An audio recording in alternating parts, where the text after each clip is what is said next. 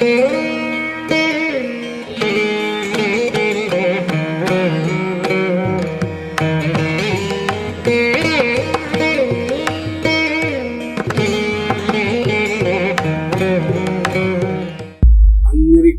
నా అభివందనాలు. నా పేరు సుదర్శన్ రావు, రిటైర్డ్ హెడ్ మాస్టర్. నా వయస్సు 74 సంవత్సరాలు. నేను కాళేశ్వరం వాస్తవ్యుడు.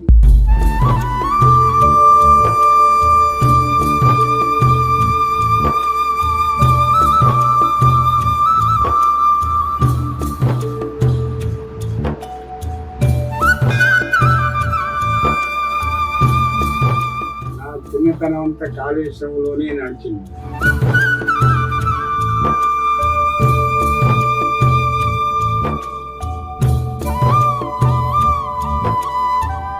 తండ్రులు వతందారు. మా తండ్రి ఈదులపల్లి రామచంద్రరావు. ఆయన ఒకప్పుడు మన కాళేశ్వరం దేవాలయానికి సెక్రటరీగా ఉండేది.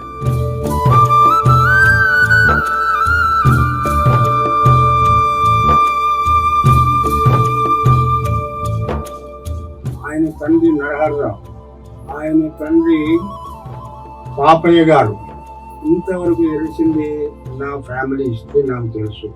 నేను, నా భార్య శ్రీమతి విమలాబాయి ఇప్పుడు కూడా కాళేశ్వరంలోనే ఉంటాము.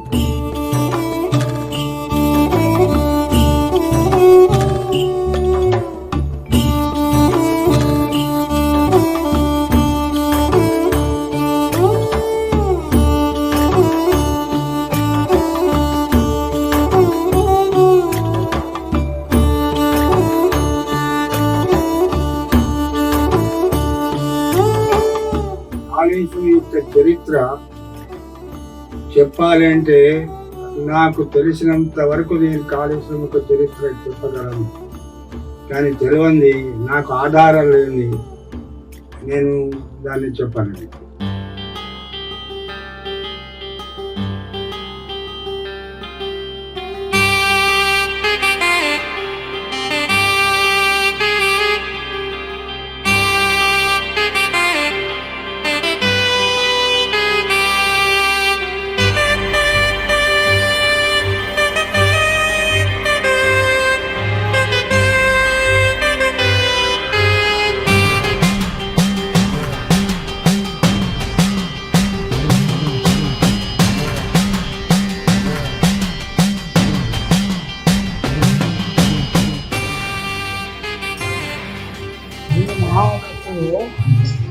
రాక్షసుల మన యొక్క వేదాలను పక్కపోయినప్పుడు భక్తావతారం రూపం దాటి ఆ రాక్షసుని చంపి తను అవన్నీ వచ్చినాయి.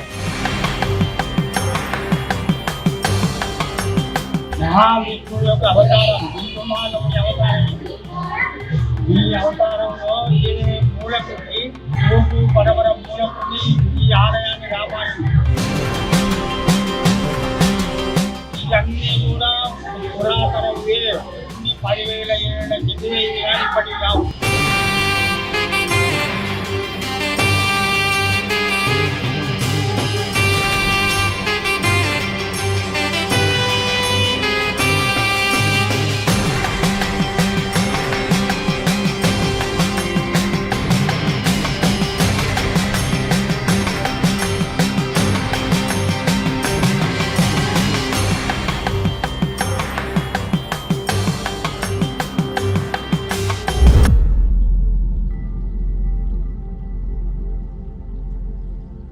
కాళేశ్వరం ప్రాశస్తమైనటువంటి ఒక పుణ్యక్షేత్రం. ఇది గోదావరి, పైనగంగా, సరస్వతి, త్రివేణి సంగం ఒడ్డు పైన ఉన్నది. కాళేశ్వరం చుట్టూ 5 క్రోసులు అంటే 10 కిలోమీటర్ల వెడల్పు నుంచి అన్ని మంచి మంచి పంచక్రోశములు ఉన్నటువంటి స్థలాలు, చాలా ప్రాశస్తమైనటువంటి స్థలాలు. కాళేశ్వరం దాదాపు 500 ఏళ్ల కింద నుంచి దీనికి ఒక చరిత్ర ఉన్నటువంటి ప్రదేశం ఇది. కాళేశ్వరం ప్రాశస్తం ఏమిటంటే ఒకే పానవట్టం పైన 2 లింగాలు. ఒకటి ముక్తేశ్వర లింగం, రెండవది కాళేశ్వర లింగం.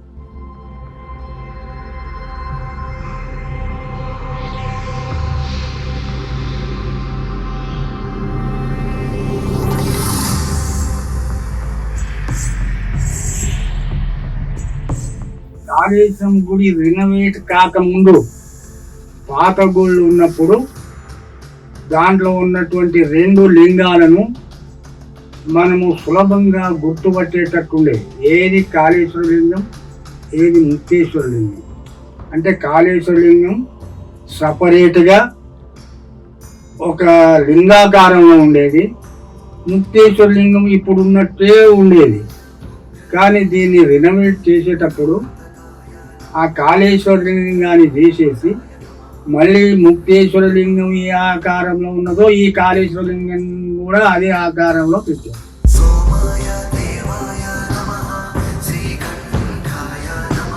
దాంతో ఏమైంది, వచ్చినటువంటి వాడికి ఏది కాళేశ్వర లింగము, ఏది ముక్తేశ్వర లింగము అనేటువంటిది చెప్పలేకుండా ఉన్నది.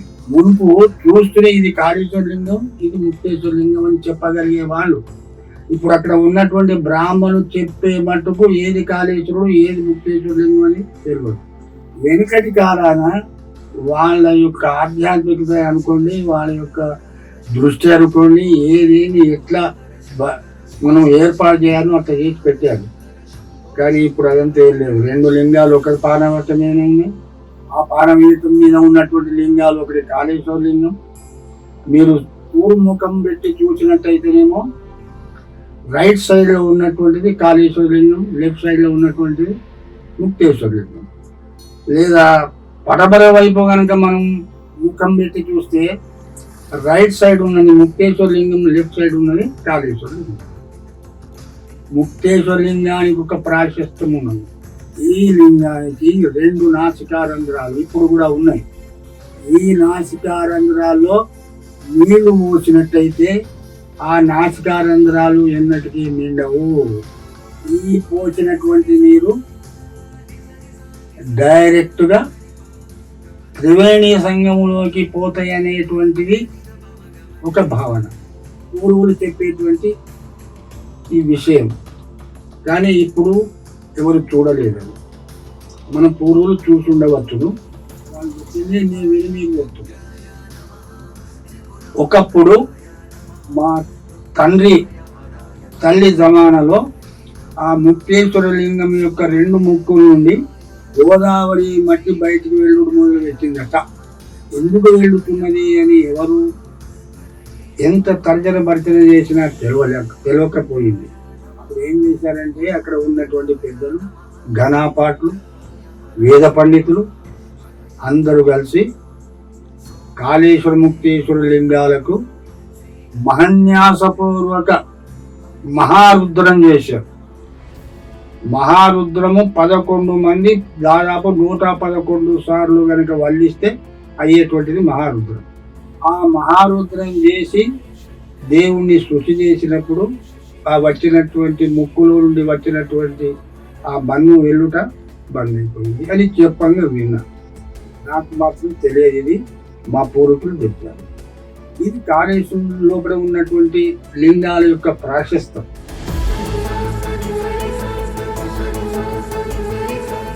కాళేశ్వరం లింగాలకు వెనుక ఒక పెద్దది ఇప్పుడు తీసేశారు, అప్పుడు ఏమి లేదు ఇప్పుడు. కానీ నాకు తెలిసినంత వరకు అక్కడ వెనుక ఒక గది ఉండే. ఆ గదిలో జయుడు, జన్మేజయుడు, సూర్యుని యొక్క మూర్తులు ఉండేది, పెద్ద మూర్తులు. జయుడికి జన్మేజయుడికి ఏమి తగాదా పడ్డదంటే కాళేశ్వరం ఎక్కువనా లేదా కాశీ ఎక్కువనా. అయితే ఇద్దరు పోట్లాడు. జయుడేమో కాళేశ్వరం ఎక్కువ అని, విజయుడేమో కాశీ ఎక్కువ అని ఇద్దరు కొట్లాడి సూర్యుడిని పిలిచి తరాజులో పెట్టి జోకిచ్చారు. అది ఇప్పుడు అప్పుడు అక్కడ ఉండే అవి అన్ని కూడా తరాజు ఉండే, సూర్యుడు తరాజు పట్టుకొని ఉండే, జయుడు విజయుడు పక్క పక్కకు ఉండే. అప్పుడు సూర్యుడు జోకుతే కాళేశ్వరమే వరిముళ్ళు ఎక్కువ ఎక్కువ వెయిట్ ఉన్నదని, వరి ముళ్ళు ప్రాశస్తం ఎక్కువ ఉన్నదని తేలుట వలన జయుడు విజయుడిని ఒక చెంప దెబ్బ కొడితే ఆ చెంప ఇట్లా తిరిగిపోయినట్టు కూడా ఉన్నది. ఇప్పుడు మరి ఆ ఆ మూర్తులు ఎక్కడ ఉన్నాయో అవతలు ఎక్కడ వారి వేషలు నాకు తెలియదు. నా చిన్నప్పుడు నేను చూసినటువంటిది ఇవన్నీ కూడా ఒక కాళేశ్వర ముక్తేశ్వరుని గుడే కాదు, చుట్టూ ఉన్నటువంటి ప్రహారీ లోపట దాదాపు 4 గుళ్ళు ఉండే. ఇప్పుడు మనం పోయేతో లెఫ్ట్ సైడ్ లో అన్నపూర్ణ గుడి, రైట్ సైడ్ లో బిందు మాధవుని గుడి, వెనుక సైడ్ లో బ్రహ్మదేవుడి గుడి లేదు, వట్టి బ్రహ్మదేవుడి ఆకారం పెట్టుండే. ఆయనకు పక్కకు వెంకటేశ్వరుడి గుడి ఉంది. ఇప్పుడు లేవు, స్థానికంగా మనకేమి కనబడదు. ఒక ముక్తేశ్వరుడి ఆలయమే కనబడుతుంది. పాత ఏమన్నా ఉన్నట్టయితే చుట్టూ ఉన్నటువంటి దాంట్లో ఒక చాప కనబడుతుంది మీకు. మునుపు గుడిలోకి పోతామంటేనే భైరవుని యొక్క ఆకారం ఉండేది, పెద్ద చాప. గుడి ముందర ఇటు సైడ్ వినాయకుడి యొక్క ప్రతిమలు, మళ్ళా లెఫ్ట్ సైడ్ లో మంగళగౌరి యొక్క విగ్రహం. శ్రావణ మాసంలో మంగళగౌరికి పూజ చేసేది, అక్కడికి పోయి పూజ చేస్తుంటే మా పూర్వులు. మాసమాన కూడా చేశారు, కానీ ఇప్పుడు అక్కడ ఏమీ లేవు. తరువాత బ్రహ్మదేవునికి 4 శిరస్సులు వట్టిగా పెట్టి ఉండే, దాని గుడి లేదు. బ్రహ్మకు ఎన్నడూ గుడి లేదు, ఆయనకు శాపం. బ్రహ్మదేవునికి ముందు సరస్వతి అమ్మవారి గుడి పెద్దది ఉండేది, అది ఇసుకలింగం. అమ్మవారికి ఉన్నటువంటి సొమ్ములు, ఆమెకు ఉన్నటువంటి కాళ్ళకు ఏముండే తోడాలు, గజ్జలు, గిజ్జలు అవన్నీ కూడా ఇప్పుడు ఉన్నటువంటి అమ్మవారి యొక్క దండకంలో ఇవరకు కూడా ఉన్నాయి. ఆ దండకం మనం ఎక్కడ ఉన్నదో అది చాలా కాలం కింద దండకం. ఒక బ్రాహ్మడు ఒంటి కాలం మీద నిలబడి చెప్పినటువంటి దండకం. ఆ దండకం ఇప్పుడు ఎక్కడ ఉన్నదో మనం తీసుకొని దాన్ని ప్రింట్ చేస్తే మంచిది.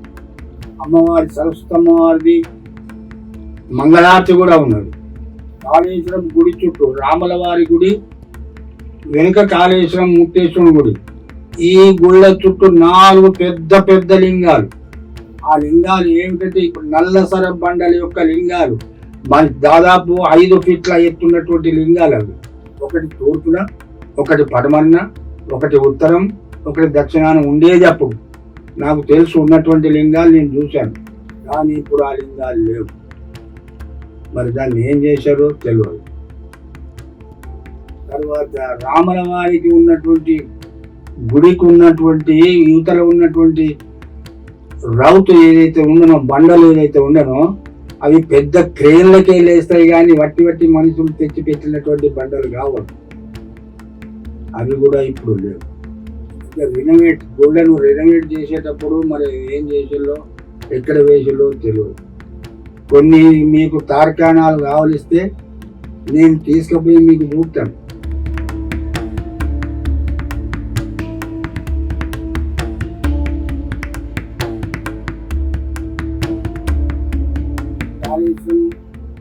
గుడి ముందు ఈదలపల్లి రామచంద్రరావుకు 2 ఎకరాల పెరడు ఉండేది. పివి నరసింహారావు గారు వచ్చినప్పుడు రామచంద్రరావు ఈ పెరడు గుడికి ఇయ్యాలి అంటే మా తండ్రి ఎకరం 12 గుంటల పెరడు భూమిని గుడికి ఇచ్చారు. ఇప్పుడు ఉన్నది గుళ్ళో ఉన్నటువంటి నుయ్యి ఏదైతే ఉన్నదో ఆ నుయ్యి ఉన్నటువంటి భాగం కూడా మా తండ్రి పట్టా భూమి. దేవుడికి ఇచ్చిండు, సంతోషం, ఆయన పుణ్యం. మంచి భూదాతం సార్, కాబట్టి పెద్దవారికి మనం అక్కడ చేద్దాం అనుకుంటే అక్కడ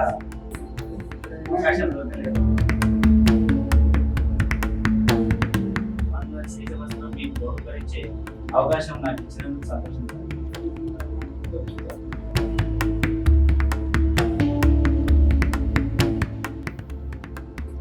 బస్ స్టాండ్కి ఇచ్చినటువంటి భూమి కూడా ఉన్నది, అది మా తండ్రి ఇచ్చింది. 30 గుంటల భూమి దానం ఇచ్చాడు. అప్పుడు కాళేశ్వరానికి బస్సులు లేవు, రాకపోక లేదు. ఇటు ఉత్తరంకే చూస్తే గోదావరి నది, దక్షిణంకే చూస్తే పెద్ద అడవి. ఎటు రావాలన్నా బస్ సౌకర్యం లేకుండే. నాకు తెలుసు బస్ సౌకర్యం బస్ సౌకర్యం అయి కనీసం దాదాపు 30 ఏళ్ళు అయి ఉండవచ్చు. ఎందుకంటే అప్పుడు మా తండ్రి ఈదరపల్లి రామచంద్రరావు కాళేశ్వరం గుడికి సెక్రటరీ ఉండి ఆ కాళేశ్వరం గుడిని పైకి తెచ్చే ప్రయత్నం ఆయనకి ఎంతైతే చేయగలిగాడో అంత చేశాడు. పెద్ద మనిషిగా టీవీ నరసింహారావు గారిని పట్టుకొని అక్కడి శ్రీనివాసరావు గారి దొరను పట్టుకొని కాళేశ్వరానికి బస్ సౌకర్యం కల్పించింది ఆయన జమాన్లోనే.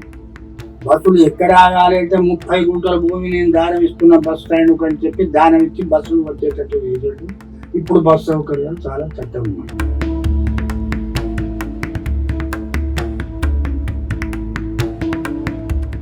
ఈ కాళేశ్వరం గుడి కంటే కూడా పురాతనమైనటువంటి గుడి ఇంకొకటి ఉన్నది అడవిలో. దాన్ని అడవి ముక్తేశ్వరుడు అంటారు. అంటే ఆ కాలంలో అదే మెయిన్ గుడి కావచ్చు. దాని ఆది ముక్తేశ్వరుడి గుడి ముందరనే ఒక గుండం ఉన్నది, కోనేరు అంటాం మనం. కోనేరు, ఆ కోనేరుకు ఇప్పుడు స్నానానికి దిగేటందుకు కూడా ఇదివరకు కూడా మెట్లు ఉన్నాయి. కానీ కాలక్రమేణా దాంట్లో బట్టలు కూడా చేయబట్టి ఇప్పుడు అది కొద్దిగా స్థితిలో ఉన్నది. ఆ గుండములో దామర కమలాలు ఉన్నాయి, తెల్లటి కమలాలు, దామర కమలాలు. అప్పటి ఆ కాలం నాటి కమలాలు. ఇటువంటి కమలాలు మీకు ఇంకా ఇక్కడ దొరికాయి. తెల్లటి ఎర్రటి దొరుకుతుండవచ్చు కానీ తెల్లటి కమలాలు దొరికాయి. ఆది ముక్తేశ్వరం గుడి తర్వాత ఇంకొక ముక్తేశ్వర లింగం ఉన్నది, మధ్య ముక్తేశ్వరుడు అంటారు. ఆ లింగాన్ని ఓ సాధువు తీసుకువచ్చి ఆ లింగాన్ని తీసుకుపోయి అడవిలో పారేశాడు. పారేసిన వెంటనే ఆయనే చనిపోకడ జరిగిందో ఏమో జరిగింది, ఆయనే అక్కడ లేకుండా వెళ్ళిపోయాడు. కాళేశ్వరం ఊరికి 4 వైపులా 4 కాళేశ్వరాన్ని రక్షించేటువంటి క్షేత్రపాలకులు ఉన్నారు. ఇప్పుడు మీరు పడమర సైడ్ చూస్తే చెన్నూరు నుంచి కాళేశ్వరం పోయే తోవలో మీరు కనుక చూసినట్టయితే ఆ గుండము గట్టు మీదనే హనుమంతుడు ఉన్నాడు. హనుమంతుడి విగ్రహం ఉన్నాడు. క్షేత్రపాలకుడు ఎప్పుడు కాపాడుతుంటాడు. కాళేశ్వరానికి తూర్పు వైపు పోతే నరసింహస్వామి లింగం ఉన్నది. ఆయన ఉగ్ర నరసింహం.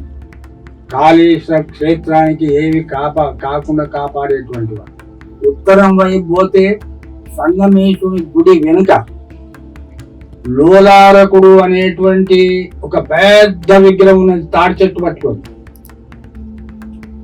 ఎప్పుడు కాళేశ్వరాన్ని కాపాడేటువంటి క్షేత్రపాలకుడు. ఇది ఉత్తరం వైపు. దక్షిణ వైపు పోతే ఇంకొక హనుమంతుడు ఉన్నాడు. ఇప్పుడు దానికి పూజలు జరుగుతున్నాయి. ఆ హనుమంతుడు కూడా దక్షిణ వైపు నుంచి కాళేశ్వరాన్ని కాపాడుతుంటాడు. ఈ 4 క్షేత్రపాలకులు కాళేశ్వరానికి నలువైపులో ఉన్నారు. కాళేశ్వరం చుట్టూ సుమారు 16 కిలోమీటర్ల గోదావరి తీరం చుట్టూ, తీరం వెంబడి కనుక మనం పోతే అష్టతీర్థాలు ఉన్నాయి, 8 తీర్థాలు. ఒకటి అన్నపూర్ణ తీర్థం, రెండవది వ్యాస తీర్థం, మూడవది జ్ఞాన తీర్థం, నాలుగవది పక్షి తీర్థం, ఐదవది సంగమ తీర్థం, ఆరవది నరసింహ తీర్థం, ఏడవది హనుమంత తీర్థం, 8వది వ్యాస తీర్థం. అష్టతీర్థాలు ఉన్నాయి. మనము అన్నపూర్ణ తీర్థం దగ్గర నుంచి గోదావరి ఒడ్డుకుంటే కనుక మనం తిరిగినట్టయితే ఈ తీర్థాల యొక్క ఆనవాళ్ళు మనం చూడచ్చు. కొన్ని నశించిపోయినాయి, కొన్ని మాత్రం ఎదురు కూడా ఉన్నాయి. నాకు తెలుసు, నేను చూపించగలుగుతా. జ్ఞాన తీర్థం అయితే అక్కడ స్నానం చేస్తారు, అది గోదావరి పుణ్యతీర్థం. అది ఎస్పెషల్లీ చాలా వరకు పుష్యమాసములో ఆదివారం రోజున జ్ఞానతీర్థంలో స్నానం చేస్తారు. నరసింహ తీర్థంలో నరసింహ జయంతి నాడు స్నానం చేస్తారు. ఇవన్నీ కట్టుబాట్లు మొదటి సంధి కాళేశ్వరంలో ఉన్నటువంటి. కనుక ఇంకా కాళేశ్వరం గురించి మనం తెలుసుకోవాలి అంటే కాళేశ్వర ఖండం అనే ఒక పుస్తకం ఉంది. ఆ పుస్తకంలో ఈ కాళేశ్వరం ఎప్పుడు స్థాపించబడ్డది, గుళ్ళు ఎప్పుడు పెట్టబడ్డాయి, ఇవన్నీ దాంట్లో ఉండిండవచ్చు. కానీ పుస్తకం ఉన్నది నాకు తెలుసు. మరి ఆ పుస్తకం ఎక్కడో తీసి దాన్ని రీప్రింట్ కనుక మనం చేయిస్తే మొత్తం కాళేశ్వరం గురించి మనకు తెలుస్తుంది. కాశీ లకును ఎంత ప్రాశస్తమైనటువంటిదో కాళేశ్వరం కూడా అంత ప్రాశస్తమైనటువంటిదే. ఇంకొకటి దీని ప్రాప్తికత ఏది అంటే, మీకు ఎక్కడెక్కడో అది తెచ్చుకునేటువంటి భస్వాలు దొరకచ్చు. కొందరు భస్వాలు తయారు చేస్తారు. నాకు తెలుగు హిమాలయాలో భస్వాలు దొరుకుతుండవచ్చు. కానీ కాళేశ్వరంలో ఆదిముక్తేశ్వరుని గుడి చుట్టూ, ఆ ఒక్క గుడి చుట్టూ మాత్రమే శ్రావణ మాసంలో గోదావరి త్రివేణి సంగమ స్నానం చేసి ఆ గుడి చుట్టూ కనుక తవ్వినట్టయితే మనకు ఒక రకమైనటువంటి బండ దొరుకుతుంది, స్టోన్. ఆ బండను కనుక మీరు మెల్లగా పలగొడితే కొబ్బరికాయ పలిగినట్టు పలిగి దాంట్లో నుంచి బస్సు ఉంది. ఆ బస్సు అంటే ఏమిటి అంటే, నోట్లో వేసుకుంటే కరిగిపోతుంది. అటువంటి బస్సు ఇంకెక్కడా దొరకదు మనకు. మన భారతదేశంలోనే దొరకదు అటువంటి. ఇది ప్రకృతి సిద్ధమైనటువంటి.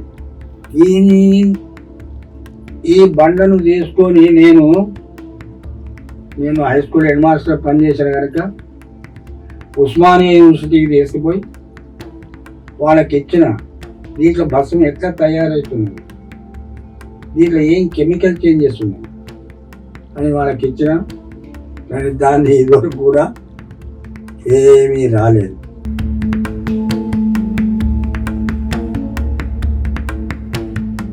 అంత గట్టి బండ లోపల ఇంత మెత్తని బస్సు ఎట్లా నోట్లో వేసుకుంటే కరిగిపోతుంది. అక్కడ కొంతమంది బస్వాన్ని గర్భవతులు తిన్నారు ఉన్నారు. తార్కాణం గర్భవతులు ఆ బస్వాన్ని తిన్నారు, అరిగించుకున్నారు. పిండం చాలా ఆరోగ్యంగా బయటికి వచ్చినటువంటి తార్కాణాలు కూడా ఉన్నాయి. అందుకోసం అటువంటి బస్సు కాళేశ్వరం తప్ప మరి ఇక్కడ దొరకదు. అదే బస్సు కానీ, అదే బండ కానీ, ఇంకే ముక్తేశ్వరం చుట్టూ కానీ, ఇంకా ఏ గుడి చుట్టూ కానీ దొరకదు. అక్కడ మాత్రమే దొరుకుతుంది. దట్టు శ్రావణ మాసంలోనే దొరుకుతుంది. దట్టు స్నానం చేసి, గోదావరి స్నానం చేసి వస్తేనే దొరుకుతుంది. ఇది ఒక్క కాళేశ్వరం యొక్క ప్రత్యేకత. దిస్ ఈజ్ శివం జాత్పాదశభుజం శివరక్షాం పఠేన్నర చరితం. ఇంకొక ప్రత్యేకత, ఆ గుడి యొక్క ప్రత్యేకత ఏమిటంటే, కాళేశ్వరం ముక్తేశ్వరుని గుడి ముందు 20 అడుగుల ఎత్తున్నటువంటి ఒక ధ్వజస్తంభం ఉంది.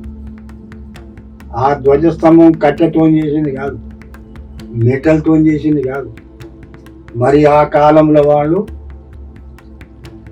సిమెంట్ కాంక్రీట్ తోని పోతే పోసిలో, లేక రౌతునే అంత పొడుగు రౌతునే తయారు చేసి పెట్టిలో. కానీ 20 అడుగులు, దాదాపు అంటే ఇంకా ఎక్కువనే ఉండవచ్చు, దాదాపు 20 అడుగుల ధ్వజస్తంభం, ప్యూర్ రాతిది. ఆ ధ్వజస్తంభం పైన ఒక రౌతు ప్లేట్ తిరిగే ఒక రౌతు, ఆ రౌతు మీద 4 వైపులా 4 చిన్న చిన్న స్తంభాలు, ఆ స్తంభాల మీద ఇంకొకటి, దాని మీద ఒక గోపురం. సిమెంట్ పెట్టలే, సున్నము లేదు, వట్టిగా స్తంభాల మీద ఆపి పెట్టిన వాడు. దాంట్లో ఒక నంది, చిన్నపాటి నంది. ఆ నంది ఎప్పుడు ముక్తేశ్వరుని చూస్తున్నటువంటి, ముక్తేశ్వరుని వైపు ముఖం ఉన్నటువంటి నంది ఉన్నది, చిన్నది, అంత ఎత్తు మీద.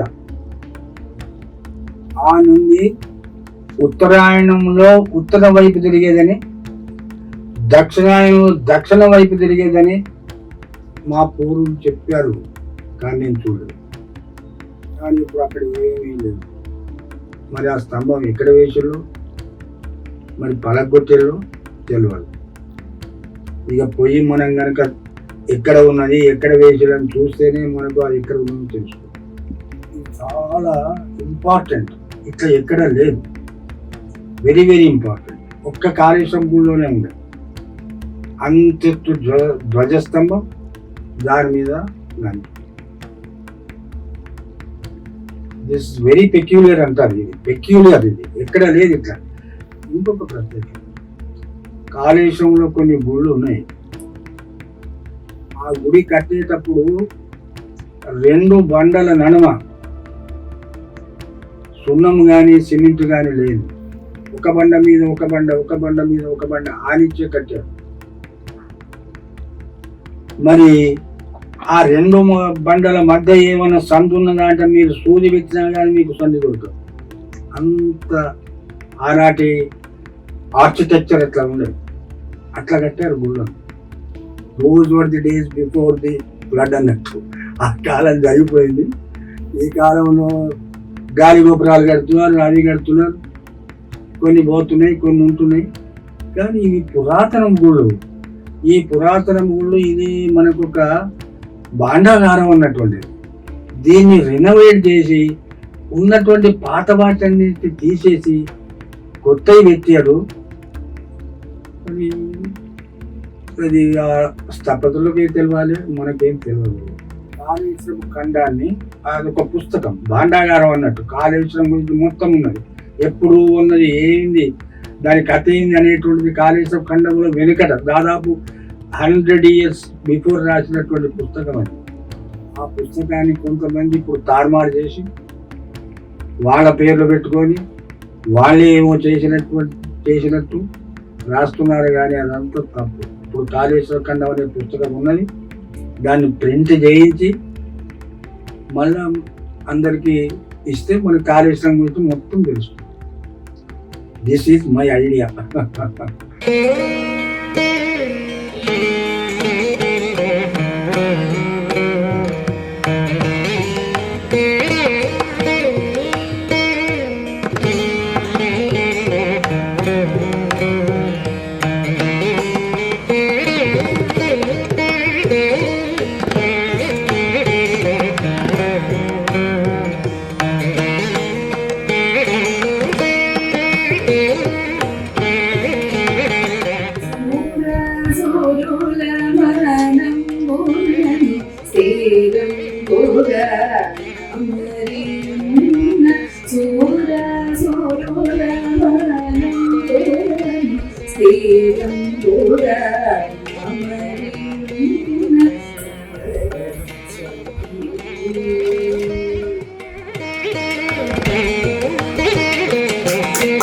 Thank you.